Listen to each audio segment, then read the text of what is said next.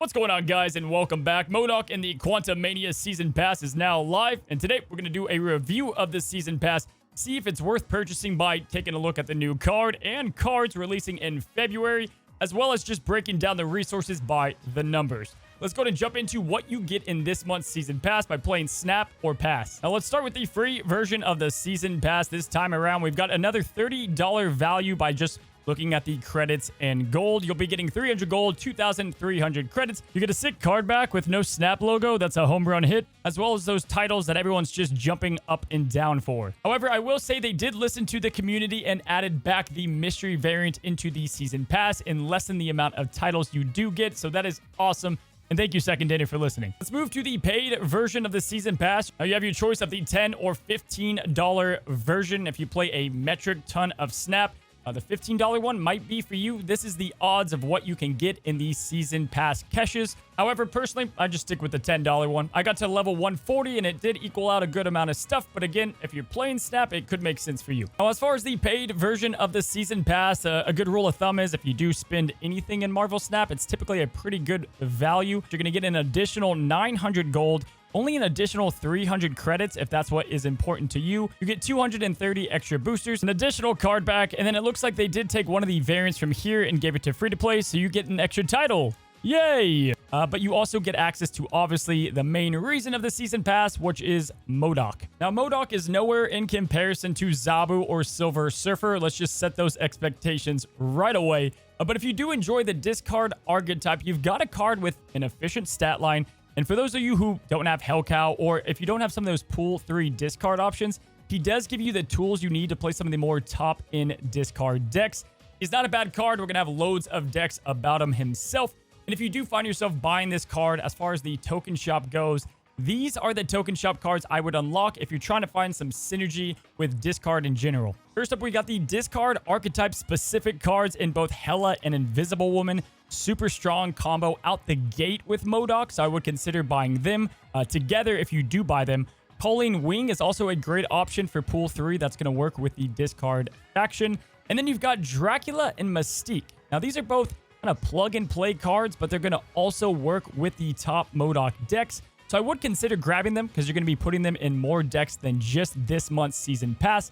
Dracula's insane, and Mystique will be used to copy Morbius. Now, for those of you that are going to be buying Modok, I'll have my best early decks in the morning if you're looking for that. And for those that don't buy the Season Pass, I'll have my Modok counters. You'll be seeing a lot of this card in the following days. Now, let's go ahead and talk about the new cards coming in February. January didn't have the best cards, but damn, February is vastly different. Now, they did address in their update video that they are working on a way to make these much more exciting, which could not come at a better time. Because, well, these cards are insane, and I'm hoping they have ways that can make them more accessible for everyone. That's going to be very important for the future of Marvel Snap. Now, these cards are the best we've had yet. Let's go ahead and break them down. Statue looks insane and a lot of fun. It's going to be some great stat lines at a 5/7, and similar to Miles Morales, she'll only cost 1 if your opponent discards a card. Now, naturally, Black Bolt's going to get a huge boost in value, and discard decks are going to be very popular this season, so you can expect her to be at 1/7, probably a lot as you play her. Now, the cons are there's not a lot of cards that can activate her currently. Moon Knight is what comes to mind, but then you can have, the chance to discard her, which is bad. And then Black Bolt is going to be the natural winner here. But I do see the other cards obviously being a lot better, and Stature will be great over time.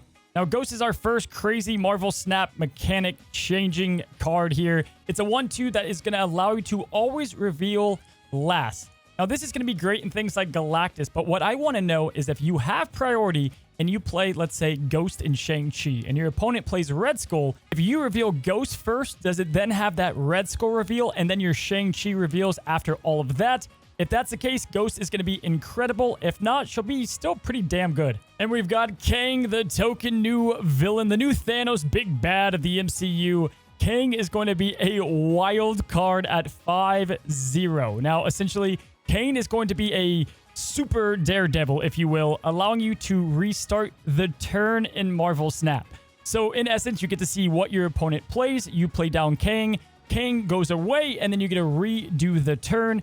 This is going to help you kind of navigate around arrows and Cosmo and just know what your opponent might have up their sleeve. I see no reason why you don't put Kang in pretty much all of your decks. You're going to want to play him on turn 6 most likely, but turn 5 also makes some sense. And then what else is crazy is essentially if you play, let's say, Kang down and you draw Maximus, you'll just draw him again after Kang is reset. However, if you draw Kang that turn, you won't draw him again, making him a +1 card draw as well, and that's just absolutely bonkers. Now, in addition to the new cards, these are the featured locations in the month of February that you can expect on a weekly basis. Now, overall, if you play Marvel Snap, then, you know, the resources are always worth the value, and it does get a snap for me. However, if you're more selective on what months you go and buy the Season Pass, this one is definitely a pass if you don't play discard, and even if you do play discard decks, if it's more for fun, you can definitely skip it. Modok is nice, but he's not essential. Now, as tradition calls, let's do a giveaway to the subscribers and supporters of the channel. We're going to buy a couple season passes on me. All you have to do is like the video down below and comment what is the best MCU or Marvel villain and why. I'm going to pick a few of you guys at random and buy the season pass. Hope you guys have a good one. We'll see you tomorrow, and happy snapping.